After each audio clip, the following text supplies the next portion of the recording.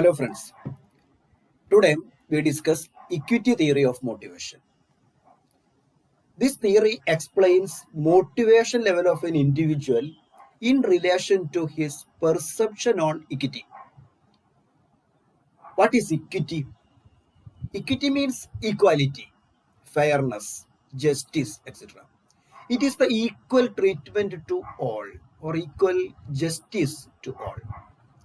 As per this theory, the individual who has better perception or better experiences of equity gets motivated highly. The individual who has bad experiences and bad perception on equity is less motivated. That means better perception on equity positively motivates an employee, and bad perception on equity decreases the level of motivation. And this is how perception on equity is related to motivation. What is this perception on equity? We can see equity theory is based on justice concept, justice. This theory believes that human beings prefer justice.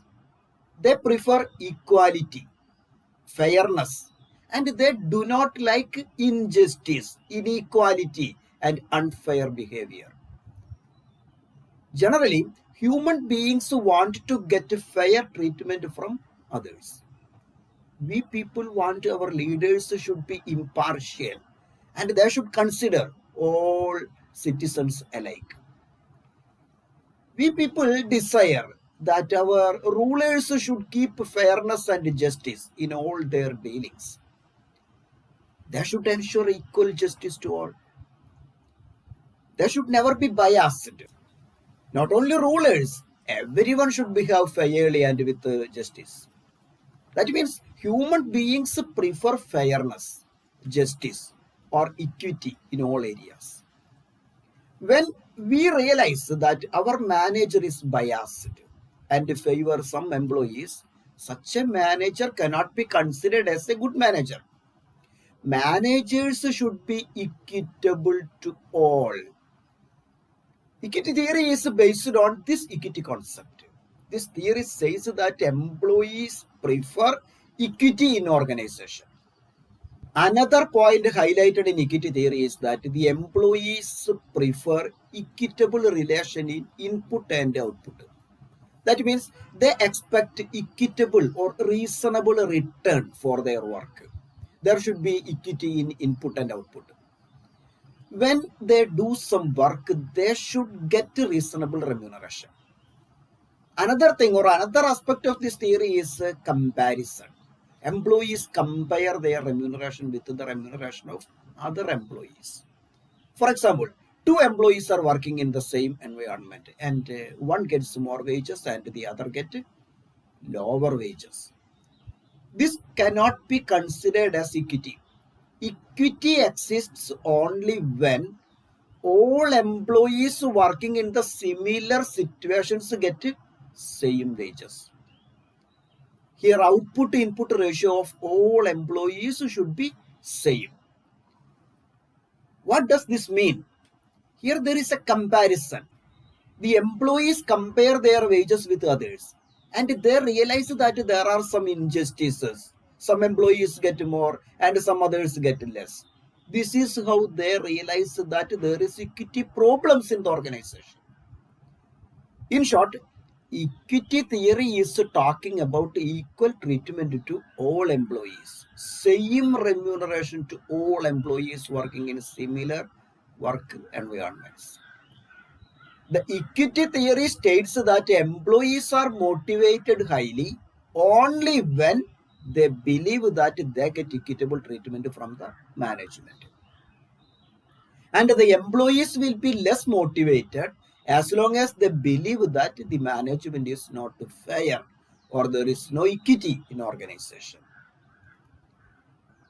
As a student, how would you feel when you do not get equitable treatment from your teachers? If your teachers do not give you fair and equitable attention and they provide special consideration to some other students, what would you feel? You may be not interested in attending such a class or doing homeworks. You will be happy and motivated only when you experience fair and equal treatment from your teachers. You want your teachers should consider all students alike in the same way. No partiality or unequitable treatment is expected.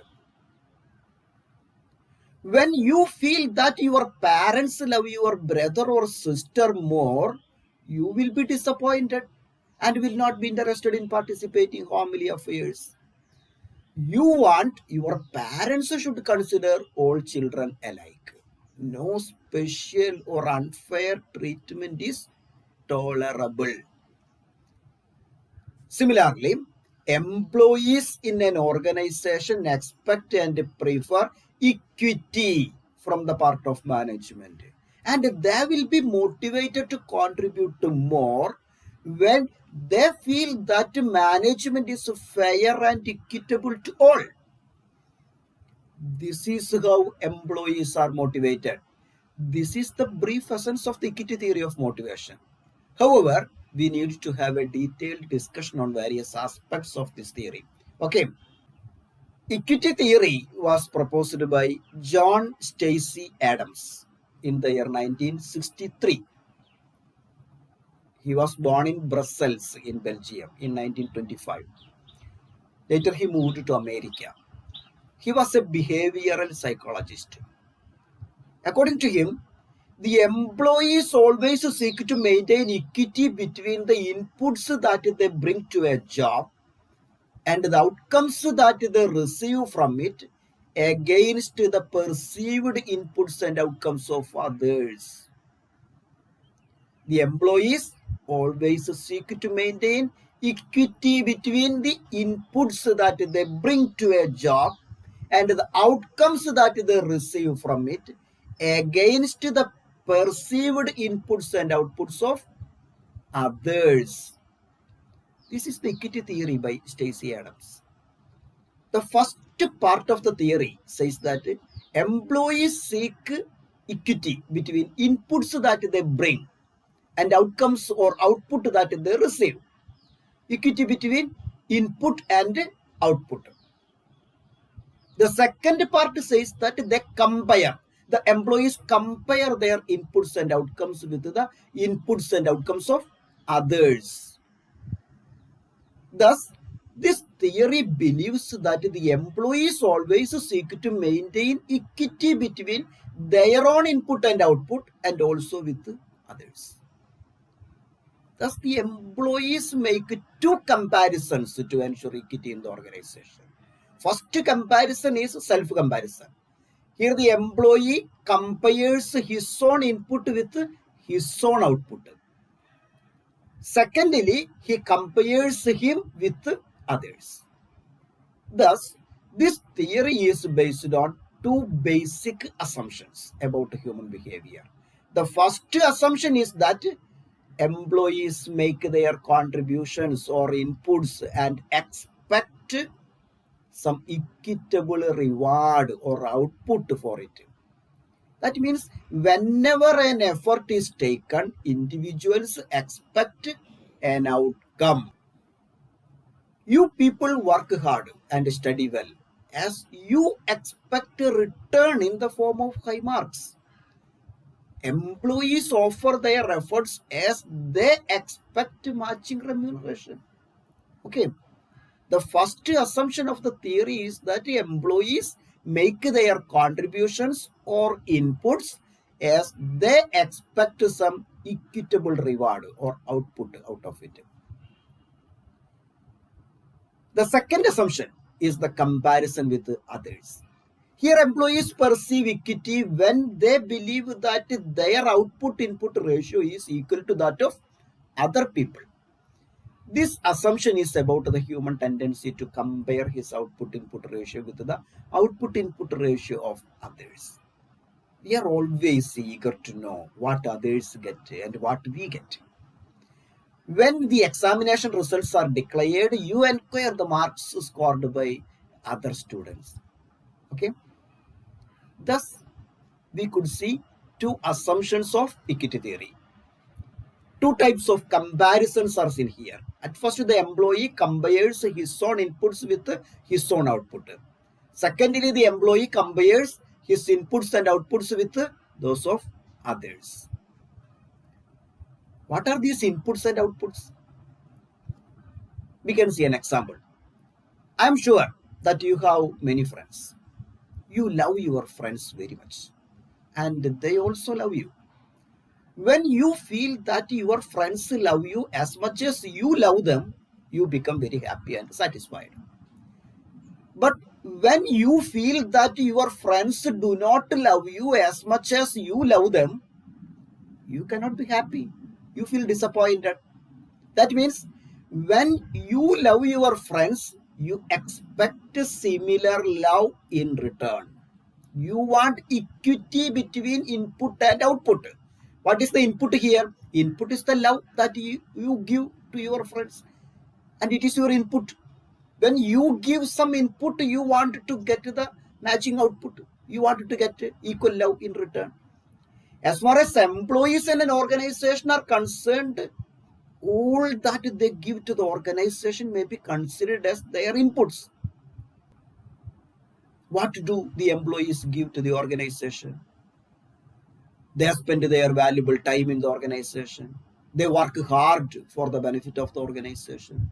They make use of their skills, knowledge, experiences, and abilities for the growth and development of the organization. They suffer their personal happiness. They obey the superiors. They tolerate the inconveniences in the organization. They adjust with the physical and other discomforts. All these are the inputs of the employees. When they offer such inputs, they expect equally valuable returns in the form of output. What are the outputs that the employees want to get? The output may be the salary and wages.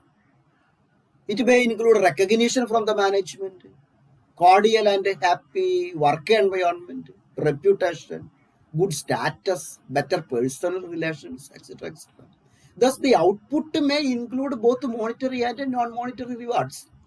An appreciation from the part of management, freedom, recognition, or even a smile or a lovely pat on the back may be treated as output. Some organizations maintain good employer-employee relations. Some allow maximum freedom to employees.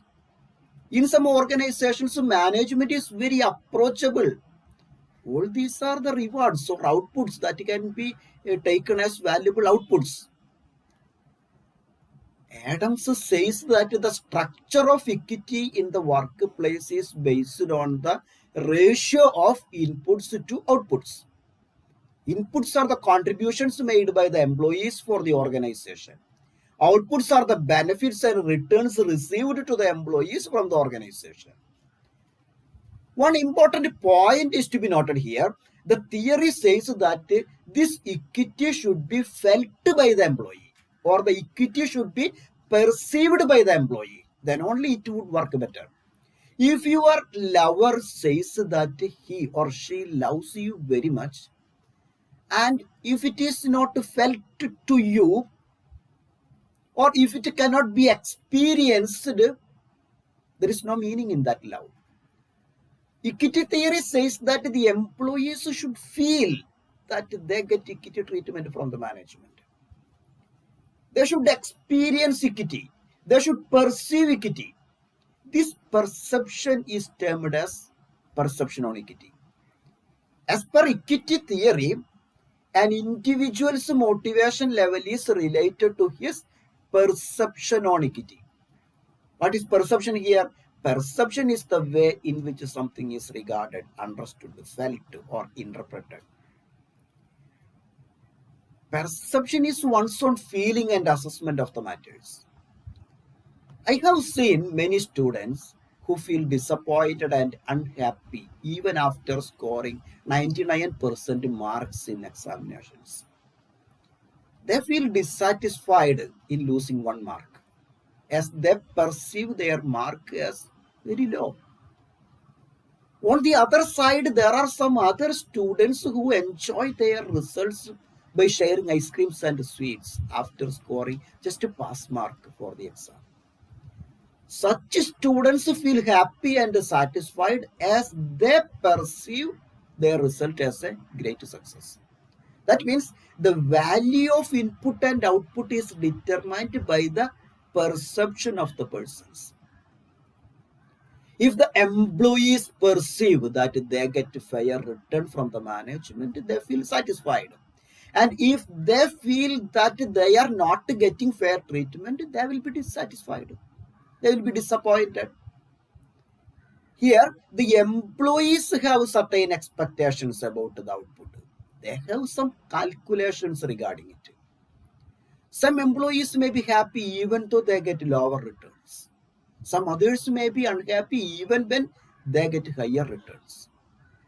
That means the value of output is dependent not on the quantity or volume, but on the perception of employee. If an employee perceives that he gets fair treatment, it is fine. If he perceives that he doesn't get fair treatment, he won't be motivated. This is what is meant by perception on equity. Equity theory says that the motivation of an employee is dependent on his perception on equity. Employees will be better motivated when they experience, when they perceive better equity. How do this perception is formed? Perception is formed when employee compares his output with others. The theory says that the employee's perception on equity is formed when he compares the same with that of another. With whom he compares? The employees generally compare outputs with that of peers, friends, neighbors, or even with their own previous jobs. These are called referents. Thus, the term referent is used in theory to denote the person with whom the employee compares himself. Usually, these referents may be co-workers, friends, neighbors, or it may be the present and past jobs of the employee himself. Students usually compare their marks with their friends. They can also compare their marks of previous exams of themselves. If one gets marks more than his friends, he becomes happy. That means there is comparison. Comparison with friends is very common. Comparison with neighbors also very common. However, in a later development, these referents are termed in a different way. Nowadays, these referents are termed in a different way. Some new terms have been developed to denote reference. These terms are self inside, self outside, others inside, others outside. Self inside and self outside reference are self reference. That means here the employee compares his output input ratio with his own ratios of previous jobs. Perhaps the employee might have worked in a different section previously, different company previously. For example, the employee A now works in finance department of ABC Limited as an accountant. Some 2 years back, he had worked in the marketing department of the same company. Thus, A can compare the rewards he gets from the finance department with that he received already from the marketing department. Thus, the employee compares his own input-output ratio with his own previous output-input ratio. This is termed as self-inside. Similarly, if Mr. A had worked in XYZ Limited before joining into ABC Limited, he can compare output-input ratio of ABC Limited with the output-input ratio of XYZ Limited. In such a situation, it is called self-outside. Thus, both in self-inside and self-outside, the employee compares him with himself. Under self-inside comparison, he compares his ratios within the same organization. Under self-outside comparison, he compares his own ratios in a different organization. The next two types of comparisons, these are others inside and others outside. This is the comparison with others. Others inside is the comparison with other employees in the same organization. And others outside is the comparison with other employees of another organization. Okay. However, generally, the employees make a comparison with their peers. The peer may be the co-worker. He may be a worker in the same organization or a worker in another similar organization. For example, Mr. A works in ABC Limited as an accountant and gets rupees 50,000 as salary. Mr. B is also an accountant with the same experience and qualification and also works in the same organization, but he gets rupees 60,000 as salary. One day, Mr. A came to know that Mr. B gets a salary of 60,000 and he is getting only 50,000. Then Mr. A became very disappointed and unhappy. He realized that he is getting lower salary than Mr. B. This is how Mr. A perceives that he is not getting equitable treatment from the organization. Mr. A feels that the treatment of organization is not fair. It is not equitable. From then onwards, Mr. A become less motivated and become passive in duties because he perceives that he is not getting fair treatment or equity from the organization. Only better perception on equity can motivate employees. When an employee compares his output-input ratio with that of others, three probable answers may get. He may either realize that his output-input ratio is lower than the other, or he may realize that his ratio is equal to the other, or it may also realize that his ratio is higher than that of others. The first situation is that the employee realizes that his output-input ratio is lower than that of others. In our example, Mr. A comes to know that his output-input ratio is lower than Mr. B. We can show it like this.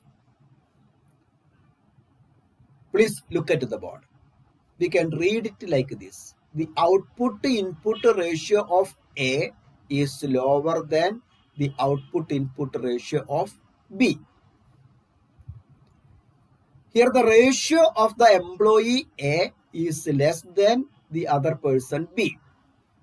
We can see an example. Mr. A works for 8 hours and gets a remuneration of 80 rupees. Here the output is the benefit, that is 80 rupees, and the input is the effort of the employee, that is the work of 8 hours. Thus 80 by 8, it is equal to 10. Okay. Then the other employee, he is Mr. B. Mr. B also works for 8 hours and gets a remuneration of 100 rupees. Thus his output is 100 and input is 8 hours. The ratio will be 100 by 8, which is equal to 12.5.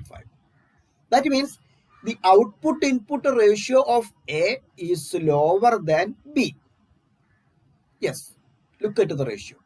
It is shown as output-input ratio of A is less than output-input ratio of B. This situation reveals that the reward of A is less compared to B. This is called under-rewarded. The theory says that when there is under-rewarded situation, it creates equity tension. The dissatisfaction or disappointment over unequal situation is termed as equity tension. Under-rewarded situation creates equity tension. It is not a motivating situation. Now, the second situation.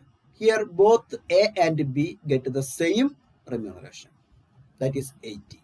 That means the output-input ratio of both A and B are same.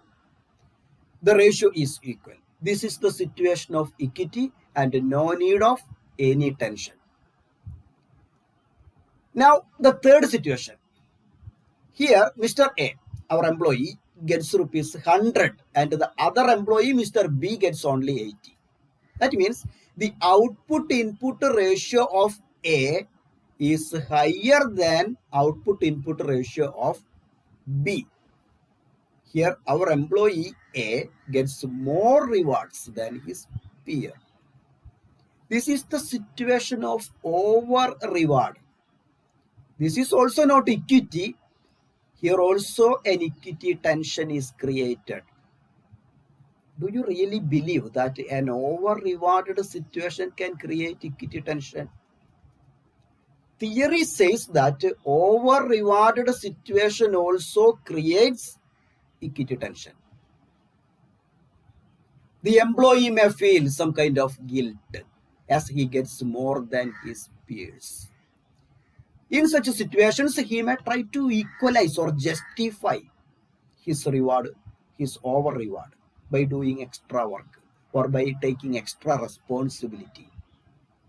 That means in over-rewarded situation also there is equity issues and it may generate equity tension.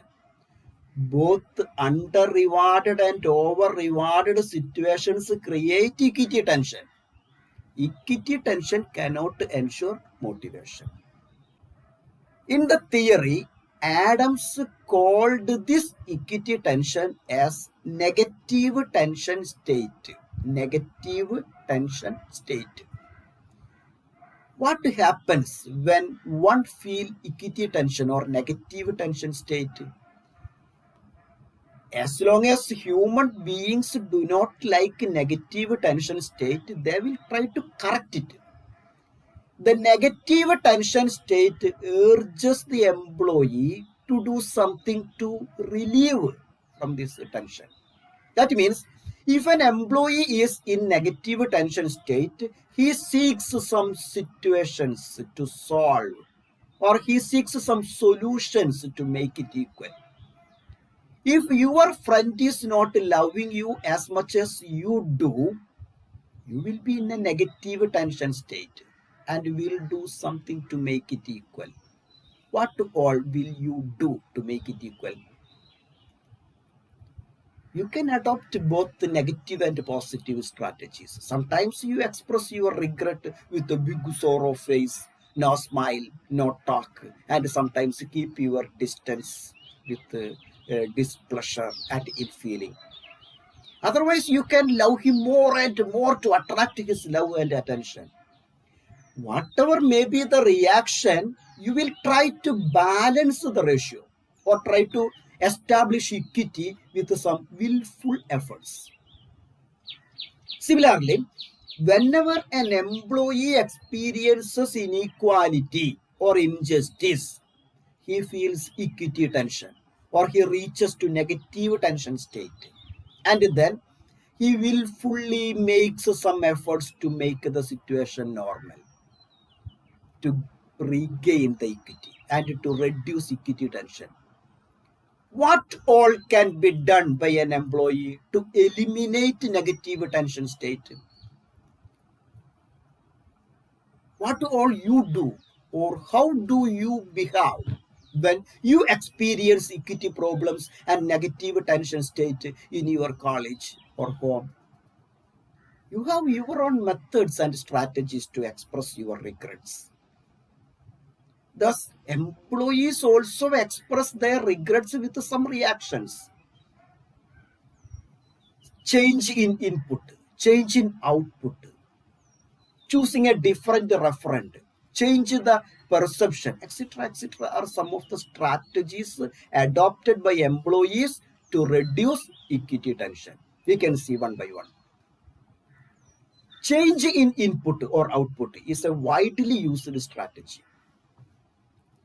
Here the employee who has a negative tension may reduce his input so as to make it equal to with the output.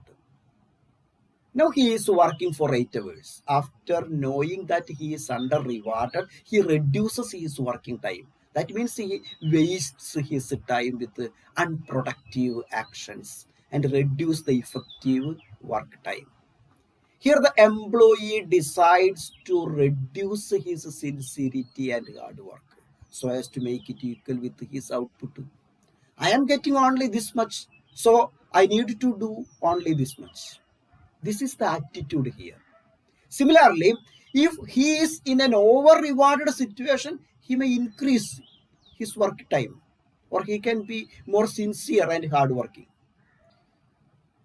Another method is to change the referent. Who is the referent? Referent is the peer or person with whom the employee makes a comparison. In our example, Mr. A compared the output to input ratio with Mr. B. So B is the referent here. B is getting more wages than Mr. A, and therefore A is experiencing equity tension. Instead of comparing with Mr. B, Mr. A can compare him with Mr. C. Who is Mr. C? Mr. C is another employee in the same organization who gets lower remuneration than Mr. A. Mr. A, B, and C are the employees in the organization who do same work. At first, Mr. A compared him with Mr. B and therefore occurred negative tension. This time he changed the referent. He compared him with Mr. C and reduced the tension.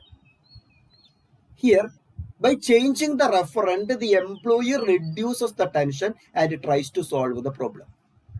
Usually, we people always complain about the hardships we bear to make both ends meet. We feel that we are suffering a lot and not getting anything. The others do nothing and they get everything. Then the spiritual leaders advise the followers to look at the people who are suffering a lot. And then you can understand that you are enjoying some privileges from the God Almighty. Here the strategy to reduce equity tension is to change the referent. Instead of looking at rich people at high, look at the people, poor people below. Then you will be happy with what you have. Next strategy is to change the perception. Usually, we feel disturbed when we believe that we do not get adequate return to our efforts and contributions. This perception is developed when we think that we have done everything well, we have performed all our duties well. That means if our own perception on our own performance is that, of course, we will be disappointed. Then we can change our perception. We can think that our performance was not so good. And that may be the reason why we are not getting that much return. When the employees think or believe or perceive that their own performance was not so effective or not up to the expectation, they can accept the wages as fair. When they believe that they did well and got less, they cannot tolerate it. Instead of such thought, if employees change their perception and believe that their performance was not up to the expectation, they can reduce negative tension state. The last strategy is to quit the job. If the employee cannot tolerate with such unequal treatments, as a last step, he can resign the job and quit the organization.